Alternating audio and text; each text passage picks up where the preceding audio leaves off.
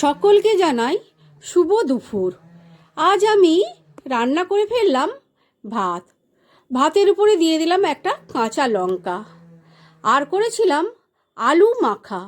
আলুটাকে আমি পেঁয়াজ ভাজা লঙ্কা ভাজা দিয়ে মাখিয়ে নিয়েছিলাম। আর রেখেছিলাম কপি ডাঁটা ভাজা, ফুলকপির ডাঁটা, সেই ডাঁটাগুলোকে আমি ভেজে নিয়েছিলাম। আর সাথে ছিল মাছের ঝাল। মাছের ঝালটাকে আমি আলু দিয়ে টমেটো দিয়ে বানিয়েছিলাম। আর রেখেছিলাম চুনো মাছ ভাজা।